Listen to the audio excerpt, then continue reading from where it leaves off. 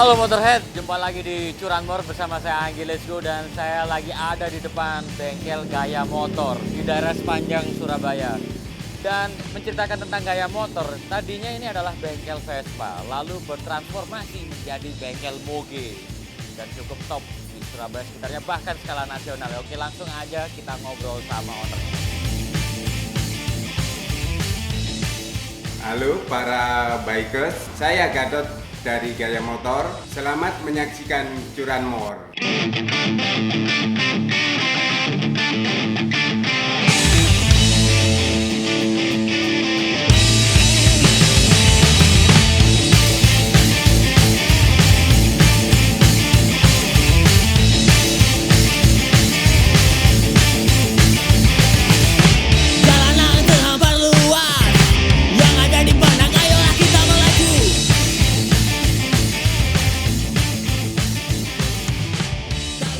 Kabar Om Gatot? Baik-baik. Ini barengan Om Gatot setelah dulu sering dengar cerita tentang Om Gatot ini. Kalau sekarang kan kita tahu kalau Om Gatot sekarang berkecimpung di motor besar Om ya. Betul. Dan memfokuskan untuk engine ya Om ya. Ya. Tapi dengar-dengar dulu, saya juga pernah lihat nih Om, stiker zaman dulu kayak motor, tapi Vespa. Betul. Gimana awalnya Om? Dari Vespa dulu apa gimana Om? Ya, begini. Memang awal kita buka bengkel itu memang khusus Vespa. Seiring berkembangnya zaman dan popularitas pada waktu tahun segitu, market Vespa itu udah sampai puncak Ya. dan cenderung stuck dan turun itu, Mas Anggi. Itu berarti di era 80-an mungkin. 90-an mungkin ya. 90-an sudah kelihatan yang tipe 2 tak ya, Ya. sudah mulai menurun. Bisa dikatakan sudah sangat kritis pasarnya. Terakhir Dan- generasi PX, Excel gitu ya. Betul, Corsa mungkin ya. Itu mungkin Corsa dia untuk mengambil pasar supaya bangkit mungkin, tapi respon market pada waktu itu masih belum terbiasa dengan Matic, Ya. karena itu Matic yang pertama dan satu-satunya di Indonesia itu. Dari sana otomatis untuk kelangsungan hidup kita membaca ke market-market yang lain supaya tetap eksis. Nah, dari Vespa kita waktu itu nggak langsung di Moge sih, jadi campur.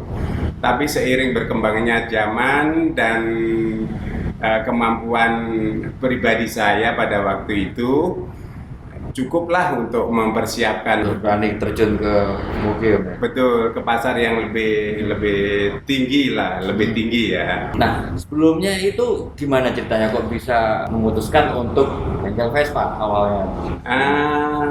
Berbekal basic dari saya, kalau terjun bisnis apapun itu kan kita harus memahami dan kita harus tahu seluk-beluk, dan yang penting adalah mumpuni. Basic saya di situ pada waktu di Vespa adalah area service manager, yang itu yang kita teruskan di situ. Berarti pernah ini ya, pernah ikut dealer Vespa juga Om waktu itu? Main dealer. Main dealer malah. Main dealer. Sering kan dengar-dengar dari teman-teman Vespa segala macam. Iya. Itu Pak Gatot itu orang Vespa lama. Terus istrinya Pak Gatot, Pak Yani ini ternyata juga kerjanya di Vespa juga gitu. Betul, di spare part. Oh. Iya, spare part distributornya. Iya. Ketemunya dari situ enggak? Betul. Ketemunya di hobi yang sama dan bidang yang sama. Buka kayak motor barengan ya. Betul. Usaha keluarga. Iya. Mantap. Nah, terus akhirnya kan Vespa, kita bahas tentang Vespa dulu ya, di Gaya Motor. Terus tapi sempet ya, maksudnya terjun di dunia balapnya segala macem. Sempet, dan pada waktu itu masih apa ya, marak-maraknya drag terutama di Jawa Timur. Yeah. Nah, itu kita terjun itu dengan pada waktu itu beberapa tim yang terkuat, ada satu dari Jogja, ada satu dari Malang dan dari Pandaan. Itu yang tim-tim yang terkuat pada waktu tahun berapa ya? 90-an. Dan waktu itu kan masih belum sebanyak sekarang ya, maksudnya market racingnya segala macam. Betul. Itu gimana sama sekarang, gimana beda ya? Beda banget. Jadi kalau waktu itu kita dituntut kreativitas memaksimalkan komponen orisinal. Jadi ada sih tim-tim yang riset dengan komponen racing tapi beda brand untuk diaplikasi. Tapi tetap komponen ori dengan sedikit riset, sedikit penyesuaian jauh lebih unggul untuk ketahanannya, Mas Anggi. Ini seru nih, Vespa. Terus setelah itu kan seperti tadi Om Gatot bilang di awal, akhirnya kan waktu itu bisa dibilang Corsa nggak berhasil lah ya untuk menjadi pasar baru ya, menjadi idola baru. Akhirnya Om Gatot berpikiran untuk terjun ke moge. Nah ini kan pasti ada triggernya Om. Awalnya kok bisa terjun di moge, apa mungkin ketemu temen atau gimana, atau atas saran siapa mungkin? Jadi begini, setelah terlepas dari Vespa itu saya gabung dengan ATPM Yamaha. Oke. Itu kisaran 3 tahunan. Dan edukasi yang saya dapat ya dari sana, karena waktu itu Yamaha itu sudah begitu ada training mekanik dan lain-lain, itu dari yang kecil sampai yang mukinya itu langsung diajarkan di situ. Jadi sudah ada bekal. Salah satunya bekalnya itu ya? Iya, salah satunya bekalnya dari itu. Terus kita tambah dengan belajar sendiri. Nah, terus pasti kan maksudnya nggak mudah lah ya, maksudnya sampai sebesar ini. Terus gimana tuh awal prosesnya meyakinkan maksudnya para penghobi moge ya begitu, dari bengkel Vespa. Nah, itu gimana tuh tantangannya itu? Itu segmen yang beda sekali ya. Kalau dulu Vespa itu identik dengan apa ya? Pasar-pasar yang paling paling bisa dibilang. Iya, pasar kalau sekarang istilahnya receh ya. Karena komunitasnya juga begitu. Nah, pada waktu itu kita sudah berhasil meyakinkan bahwa kita itu serius di bidang itu. Gimana waktu itu saya sendiri nggak menyangka bisa langsung estafetnya itu nggak perlu jeda lama. Jadi langsung jalan dan langsung berkembang dengan kondisi bengkel yang waktu itu sih belum keren kalau istilahnya kan gitu ya. Bengkel masih seadanya, tapi orang-orang sudah mempercayakan ke kita itu, Mas Anggi. Itu sendiri saya sendiri juga nggak tahu marketing yang bagaimana, tiba-tiba ya mengalir begitu saja. Murni dari Om Gatot dan Mbak Yani sendiri ya untuk meyakinkan para pemilik moge ini untuk ke bengkel kayak motor, untuk ya trik-trik marketing yang dipakai. Jadi malah saya sempat survei. Setiap orang datang saya tanya, kok tahu gaya motor?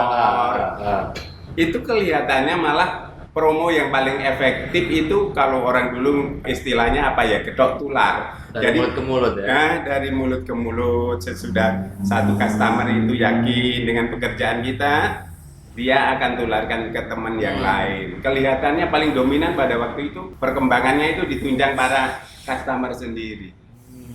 Dan kebetulan akhirnya segmen moge ini berkembang ya, di mana tiap brand motor kan ngeluarin akhirnya ya. Akhirnya makin gede, terus dari mulut ke mulut jadi marketnya. Dan itu sudah terbentuk market dengan spesialisasi, yaitu hanya di engine dan problem-problem standar ya. Jadi nggak termasuk modif body, tapi kalau upgrade mesin masih kita tangani. Tapi Om Gatot ini lebih ada ya, condongnya ke mesin ya, variasi dan lain-lain ya. Betul. SDM-nya sendiri gimana Om Gatot ini? Om Gatot melatih orang-orangnya sendiri atau gimana? Itu perlu pembibitan yang terus-menerus, maksud saya kita mengambil dengan basic yang sudah ada, minimal SDM. Tapi dengan keterbatasan itu kita didik mereka dengan ritme kerja yang sesuai dengan SOP yang diterapkan. SOP dari gaya motor itu sendiri. Jadi tidak bisa dia membawa gayanya sendiri, nggak bisa. Jadi selama itu kita ngambil dari yang nol, Mas Andi. Kita edukasi, kita kalau pas ada, dulu kan kita tergabung di jaringannya Kawasaki. Oke. Nah, dan itu kita edukasinya melalui training-training itu gitu. Itu tadi seputaran ini ya, lebih ke teknis ya. Mas. Sekarang nih kita ngomongin soal habit customer nih. Nah, ada nggak sih selama buka gaya motor ini customer yang paling unik yang pernah ditemuin Om Gatot gimana? Banyak, Mas Anggi. Banyak. Rata-rata kalau mas customer motor besar itu dia akan lebih simpel maksudnya yang penting hasil kerja bagus. Ya. Tapi harus ketelitian dan hati-hati karena dari sisi kebersihan motor itu sendiri, dari kualitas cat dan lain-lain, itu kadang-kadang yang membuat kita kalau bekerja itu menjadi sangat hati-hati. Ya. Dan itu selalu menjadi warning dari customer untuk kita perhatikan. Misalnya contoh, habis di salon, baru dimasukin di bengkel.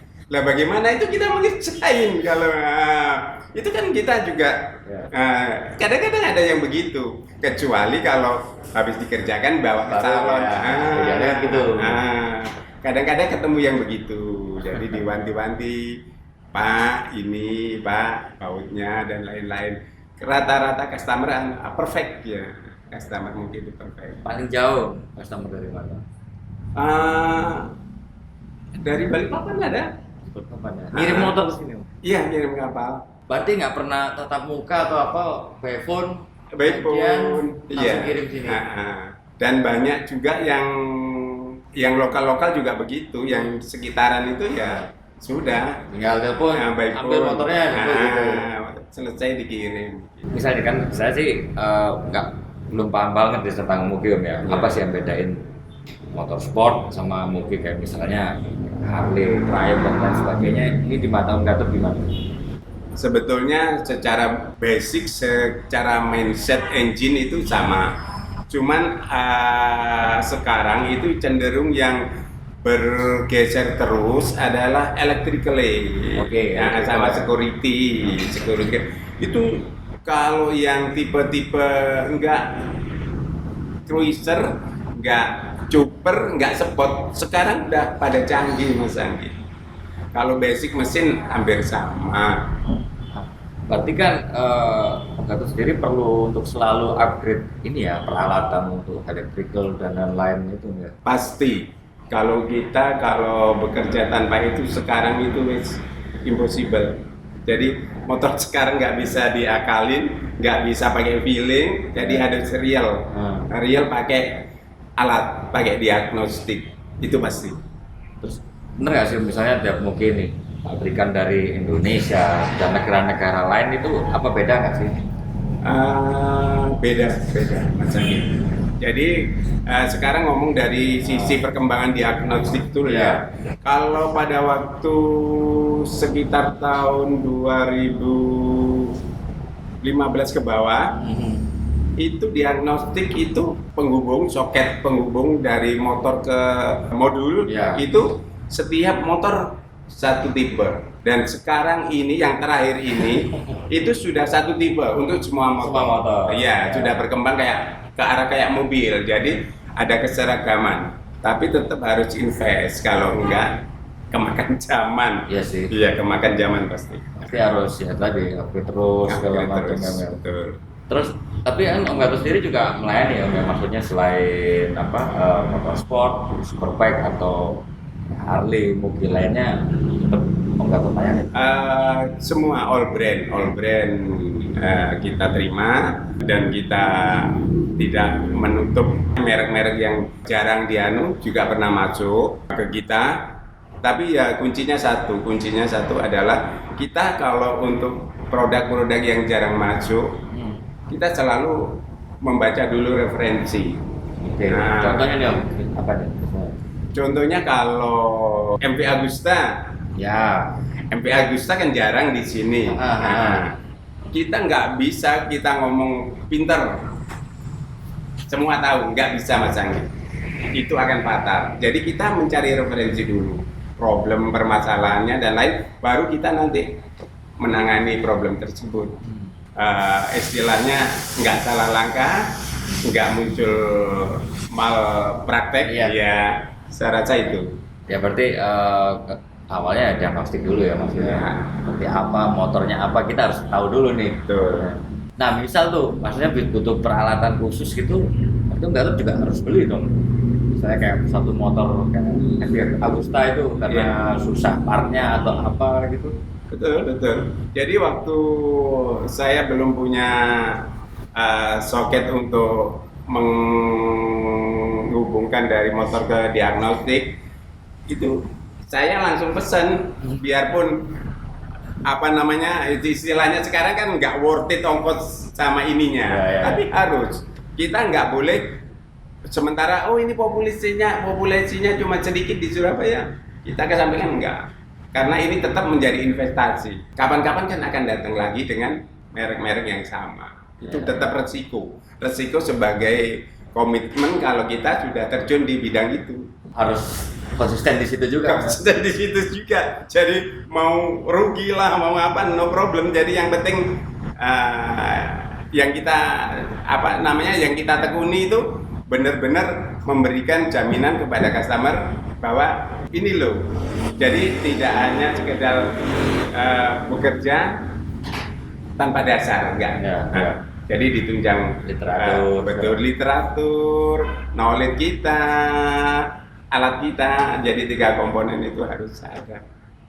Ini karena mungkin banyak orang yang masih belum sadar ya, maksudnya wah langsung aja lah ini itu. Padahal bisa jadi fatal loh kayak gitu. Fatal, dan itu kan nggak murah Mas Anggi. Seandainya blank ECU dengan merek yang umum aja yang Jepang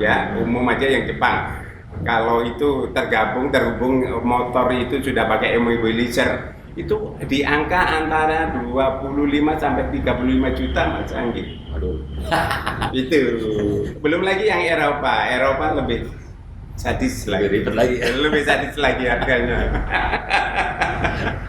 Oke, sekarang kan nggak lengkap nih, maksudnya kan kayak moge dan motorsport, superbike kan tersegmen kan ya? Iya, tersegmen. Ini seberapa besar nggak sih ini peranan komunitas dari motor tersebut sama gaya motor?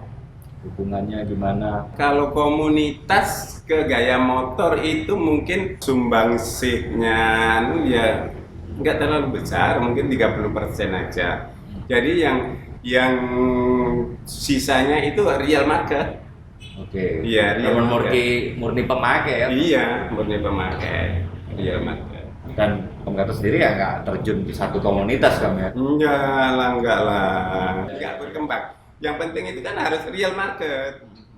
Nanti kalau kita tergantung pada komunitas, begitu komunitasnya loyo, udah kita bingung lagi. Komunitasnya ganti hobi, selesai sudah, dari roda 2 ke roda 4 sudah. Kita enggak lah, real market. Jadi dari yang dulu usia 40 sudah menurun, muncul generasi baru lagi. Harus begitu terus. Ya, seperti contoh dari awal saya buka, ada seorang konsumen loyal ya. Sekarang itu sudah lari ke anak, ya tetap sini. Tetap kesini ya? Kesini, ya. Anaknya mainan juga. Makanya dari bapak yang sudah hampir pensiun, yang sekedar dia seneng-seneng aja melihat motor, ke anaknya. Jadi regenerasi market kan harus itu Mas Anggi. Iya. Tapi kan ini sekarang nih Om, kan ada beberapa Vespa nih di sini Om. Berarti Om Gatot juga masih terima Vespa juga Om ya? Masih terima. Tapi untuk ini ya, racing ya, apa balap aja ya? Bukan racing sih. Kalau saya tidak menyebut itu racing. Ini karena Vespa yang sekarang kan sudah teknologinya juga sama seperti Mugi. berkembang, ya. Sama seperti Mugi. Jadi kebanyakan yang paling kesini ya yang itu yang 4 tak itu. Oh, Nah, yang new Vespa itu. matic ya. Ya, matic. Kalau yang 2 taknya sih Sambilan. Sambilan. Biar nggak lupa aja ya. Tuh. Nah Om, terus gimana Om untuk mungkin ada tips and trik nih untuk teman-teman yang mungkin baru memulai usahanya terutama di bidang bengkel atau motor dan lain sebagainya, mungkin dari Om Gatot. Jadi menurut saya yang paling utama adalah kemampuan dulu, baru nanti kita mengembangkan usaha itu, mengembangkan bengkel terutama. Kita itu bisa menghandle semua maksud saya. Jangan nanti kalau ada keluhan konsumen itu kita menjadi bingung gitu lah. Ya. Jadi harus expert lah, minimal expert. Kalau belum ya sesuai dengan kelas motornya yang ditangani. Umpama saya ambil yang segmen ini dulu, seiring berkembangannya kemampuan bergeser. Gali skill terus. Betul. Kalau udah expert baru berani ya. Betul. Karena sekarang itu nggak bisa Mas Anggi. Jadi saya bisa semua, saya mumpuni semua nggak bisa Mas Anggi. Betul. Harus fokus saya. Ya, apalagi semakin hari motor yang keluar, terutama di Mugi, nggak di Mugi, di motor kecil pun kan semakin canggih juga. Hampir tiap bulan ada aja. Ada aja perubahan, dari keyless lah, dari sekarang juga fitur mode sudah ada di kelas skutik kan. Nah itu dia. Jadi kita jangan ngomong wah enak cing biyen berjalan ke belakang kalau begitu ya. Jadi produk baru harus ditanggapi dengan welcome. Kita mau belajar dan itu memacu kita untuk belajar dan pastikan komen kita untuk produk baru semakin bagus dan semakin menyusahkan kita. Iya. Kita harus beradaptasi, men-challenge kita sendiri. Betul, karena nggak mungkin teknologi berjalan mundur. Benar. Kita yang harus berjalan maju. Iya. Kalau nggak nanti ya ditinggalkan gitu. Iya juga sih. Iya. Handphone masa gitu terus ya, berkembang terus ya. Apalagi handphone. 2 bulan sekali ada teknologi baru. Iya. Oke, sebelum pamit nih Om Gatot ya, harapan kayak motor nih ke depannya gimana? Harapan ke depannya ya moga-moga dunia otomotif berkembang dan para customer mengerti istilahnya begini, kalau ada ATBM yang hadir di daerah masing-masing itu ya harus kita apresiasi. Iya, harus kita apresiasi supaya area kita juga berkembang. Iya. Oke Om, terima kasih. Oke. Buat Gaya Motor, Nah. nanti sampai ketemu lagi Om. Oke. Iya. Nah, Motorhead, itu tadi obrolan saya bareng Om Gatot dari Gaya Motor. Menarik ya, dari kerja kerasnya, transformasi menjadi bengkel Mugi dan harus tetap konsisten dan selalu upgrade, belajar, maka kamu akan maju. Nah, buat Motorhead, kalau misalnya lihat program Curanmor ini, misalnya kamu punya informasi mengenai seputar permotoran, entah itu komunitas atau para pelakunya yang punya kontribusi di dunia motor, terutama yang unik-unik, langsung aja di komen ya, kasih tahu apa, nanti kita hubungin. Jumpa lagi nanti di edisi Curanmor selanjutnya dengan narsum-narsum yang keren juga di sekitaran Surabaya dan sekitarnya. Dan jangan lupa untuk like dan klik tanda lonceng.